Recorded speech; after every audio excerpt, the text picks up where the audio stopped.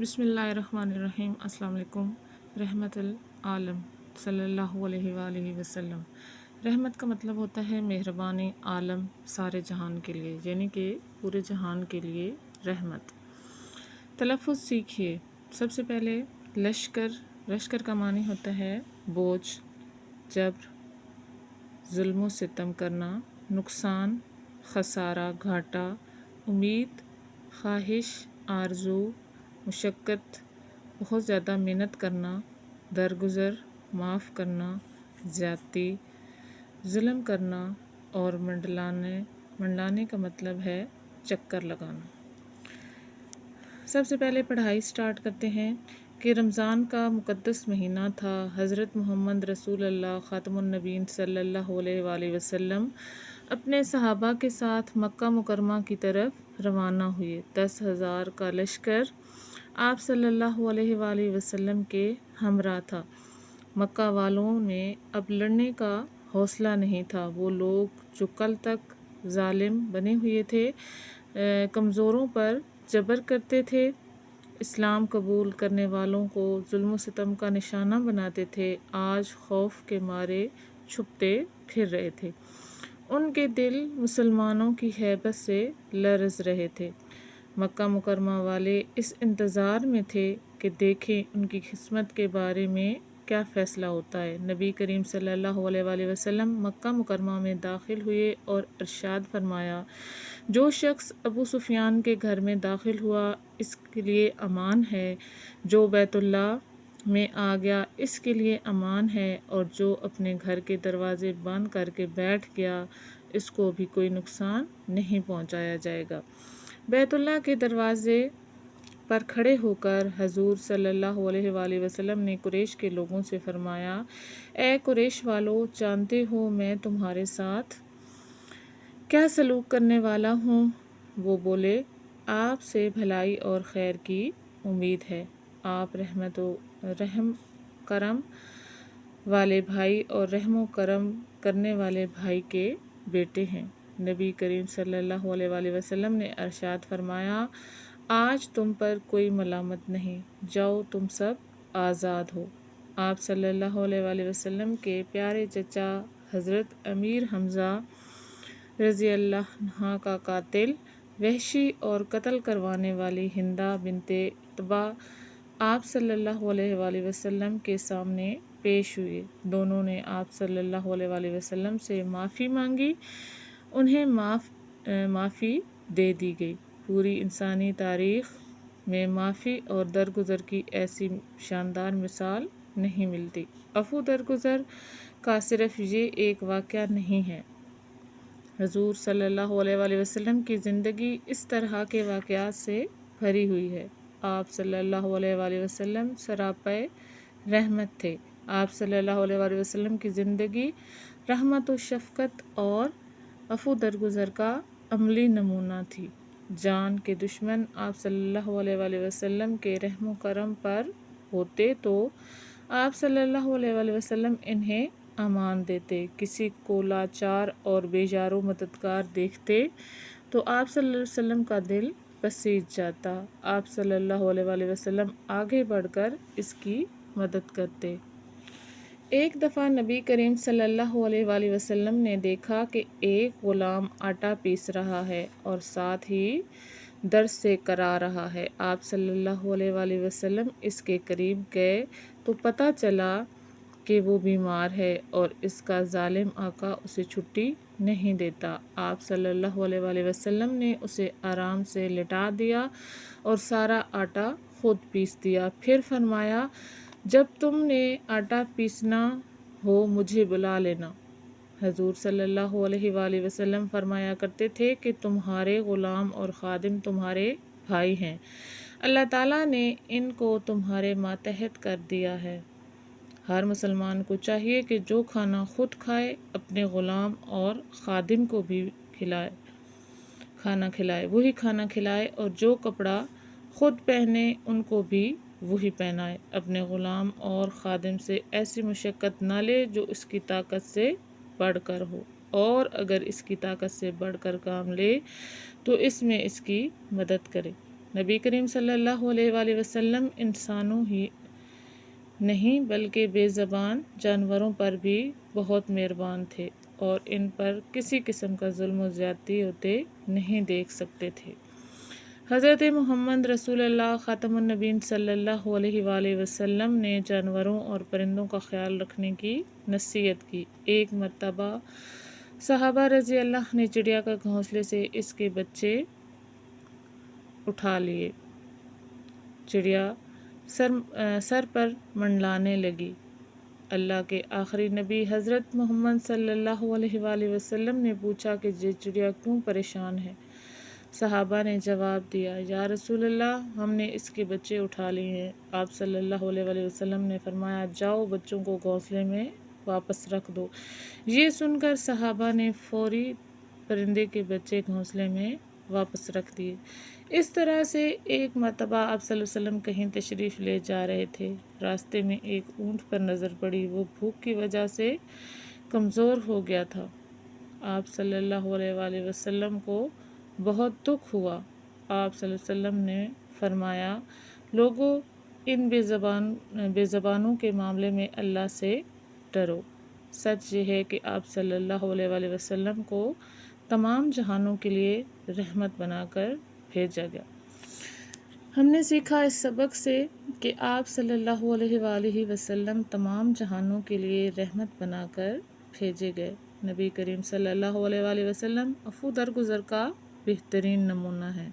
آپ صلی اللہ علیہ وآلہ وسلم کے دشمن بھی آپ صلی اللہ علیہ وآلہ وسلم کی اعلیٰ خوبیوں کے معترف تھے۔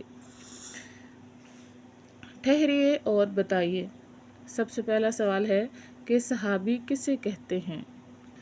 اس کے جواب میں ہم لکھیں گے کہ ہر وہ شخص، ٹھیک ہے، یہاں سے ہوگا کہ ہر وہ شخص جس نے ایمان کی حالت میں نبی کریم صلی اللہ علیہ وآلہ وسلم کو دیکھا ہو، یعنی آپ صلی اللہ علیہ وآلہ وسلم سے ملاقات کی ہو اور وہ اسلام پر ہی فوت ہو گیا ہو صحابی کہلاتا ہے۔ وحشی کون تھا؟ اس کا جواب ہے کہ وحشی نبی اکرم صلی اللہ علیہ وآلہ وسلم کے پیارے چچا حضرت امیر حمزہ کا قاتل تھا۔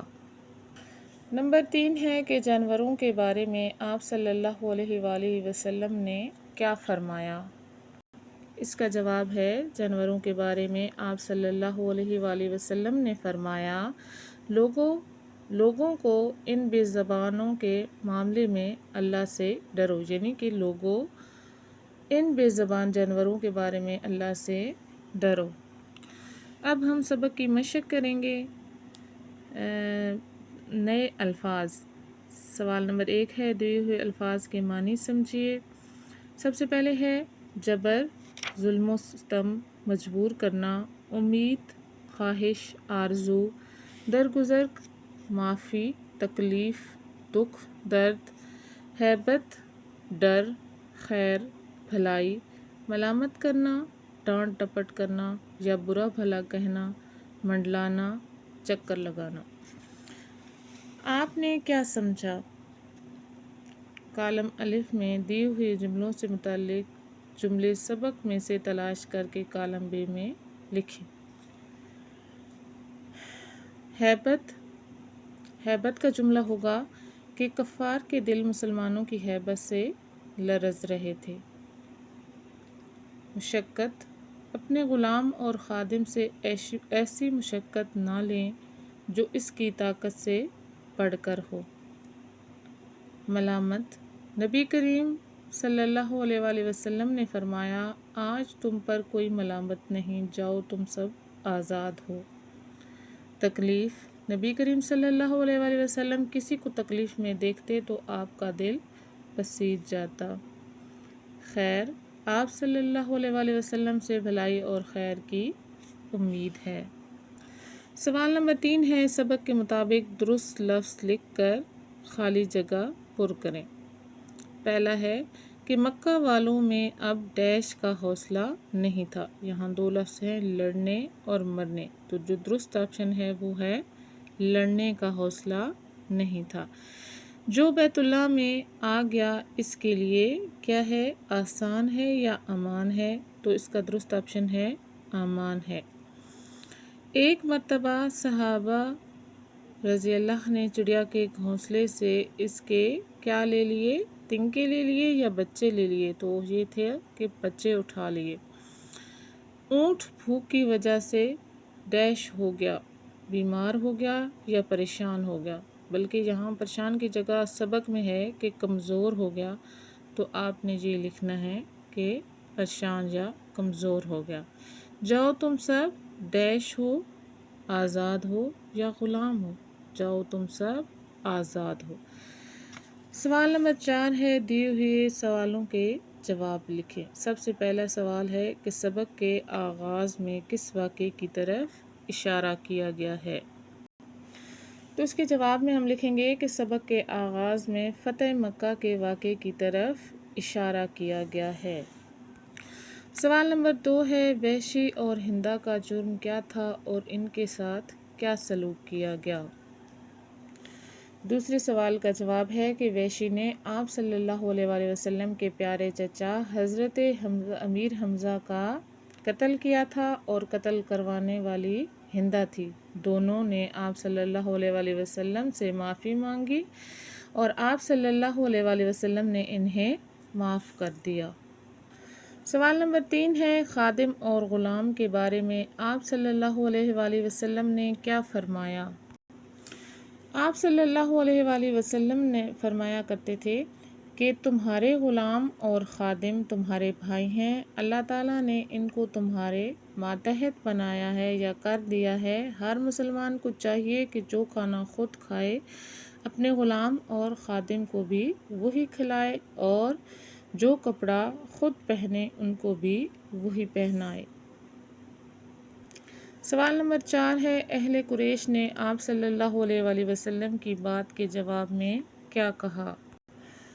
اہل قریش نے آپ صلی اللہ علیہ وآلہ وسلم کی بات کے جواب میں کہا، آپ صلی اللہ علیہ وآلہ وسلم سے بھلائی اور خیر کی امید ہے۔ آپ صلی اللہ علیہ وآلہ وسلم رحم و کرم کرنے والے بھائی اور رحم و کرم کرنے والے بھائی کے بیٹے ہیں۔ سوال نمبر 5 کہ اس سبق میں آپ صلی اللہ علیہ وسلم کی کون سی خوبیوں کا ذکر کیا گیا ہے؟ سوال نمبر 5 کے جواب میں ہم 4 خوبیاں لکھیں گے۔ ویسے تو نبی صلی اللہ علیہ وآلہ وسلم کی بہت ساری خوبیاں ہیں۔ آپ صلی اللہ علیہ وسلم رحم دل اور نرم تھے۔ آپ صلی اللہ علیہ وسلم سراپائے رحمت تھے۔ آپ صلی اللہ علیہ وسلم دوسروں کا کام بھی کر دیا کرتے تھے، اور آپ صلی اللہ علیہ وآلہ وسلم کی زندگی عفو درگزر کا عملی نمونہ تھی۔ سوال نمبر 6 ہے، لفظوں کا کھیل درج ذیل الفاظ کو معنی میں سے تلاش کر کے اس کے گرد دائرہ لگائیں اور الف بائی ترتیب سے نیچے دی ہوئی جگہ میں لکھیں۔ ٹھیک ہے، سب سے پہلے ہے باطل۔ ٹھیک ہے، تو یہ یہاں سے سٹارٹ ہوگا باطل۔ اس کے بعد ہے صادق۔ ٹھیک ہے، تو یہ صادق یہاں تک۔ آمین، تو آمین سٹارٹ ہوگا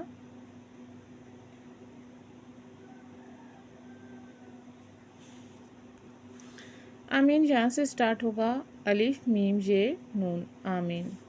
اس کے بعد ہے ہیبت، تو ہے یہ بے تے، ہیبت۔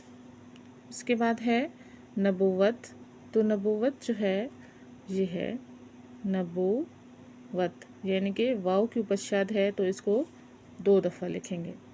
قسمت، قاف سین میم تے، قسمت۔ ٹھیک ہے، تو سب سے پہلے آمین لکھیں گے، پھر اس کے بعد باطل۔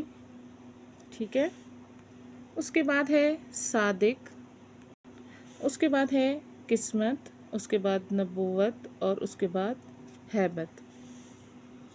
قواعد سیکھیے۔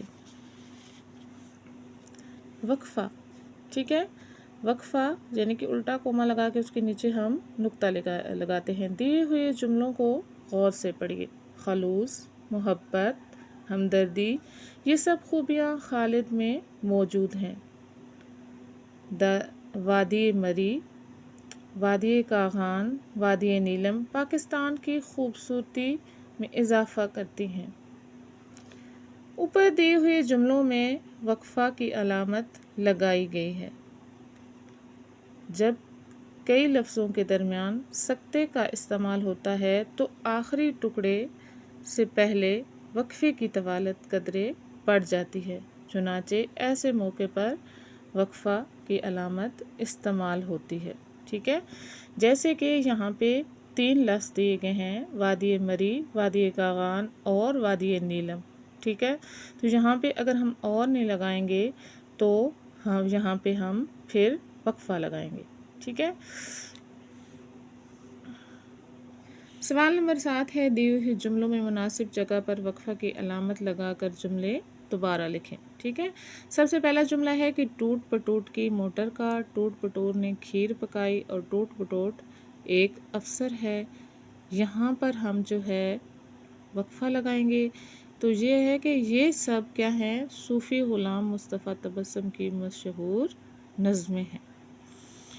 موتیا، گلاب، اس کے درمیان سکتہ آئے گا، گیندا، سورج مکھی، یہاں پہ ہم پھر وقفہ لگائیں گے اور باغ میں اور نہیں لکھیں گے بلکہ آگے لکھیں گے، باغ میں اپنی بہار دکھا رہے تھے۔ مارخور، ہاکی، چکور، یہاں پہ وقفہ دے کر ہماری قومی شناخت کا حصہ ہے۔ وعدہ خلافی، جھوٹ، بددیانتی، یہاں پہ وقفہ لگائیں گے، ان سب باتوں سے وہ دور بھاگتا ہے۔ درست جواب کے گرد دائرہ لگائیں۔ کسی جملے میں جب بات مکمل ہو جائے اور ٹھہراؤ بھرپور ہو تو درج ذیل علامت لگائی جاتی ہے۔ کیا لگائی جاتی ہے؟ ختمیہ، یعنی کہ ایک جملہ یا ایک بات ختم ہو گئی ہے۔ اردو، قرآن، عشاء، یہ مثالیں ہیں کیا، کس چیز کی؟ یہ ایک خاص نام کی مثالیں ہیں، تو اسے کہیں گے اسم معرفہ کی۔ یہ اس علامت کو کہتے ہیں سکتہ۔ کسی بھی عام چیز، جگہ یا شخص کے نام کو کہتے ہیں اسم نکرہ۔ پڑھیے، سوال نمبر 9 ہے، دی ہوئی عبارت درست تلفظ سے پڑھیے اور پوچھے گئے سوالوں کے زبانی جواب دیں۔ ام المومنین حضرت عائشہ رضی اللہ نبی کریم صلی اللہ علیہ وآلہ وسلم کی پیاری زوجہ تھیں۔ نبی کریم صلی اللہ علیہ وآلہ وسلم کے وصال کے بعد آپ رضی اللہ کا زیادہ وقت عبادت میں گزرتا تھا۔ آپ رضی اللہ کا اخلاق بہترین اور عادات عمدہ تھیں۔ آپ رضی اللہ بے حد فیاض اور مہمان نواز تھیں۔ آپ رضی اللہ غریبوں کا خیال رکھتی تھیں۔ ایک بار حضرت عبداللہ بن زبیر رضی اللہ نے 1,00,000 درہم بھیجے۔ آپ رضی اللہ نے اسی وقت ساری رقم غریبوں اور مسکینوں میں تقسیم کر دی۔ مختلف علاقوں سے لوگ آپ رضی اللہ کے پاس دینی مسائل پوچھنے آتے تھے۔ آپ رضی اللہ نے 17 رمضان المبارک میں وفات پائی۔ آپ رضی اللہ کو جنت البقیع میں دفن کیا گیا۔ سوالات میں حضرت عائشہ کون تھیں؟ تو آپ لکھیں گے کہ حضرت عائشہ نبی کریم صلی اللہ علیہ وآلہ وسلم کی پیاری زوجہ تھیں۔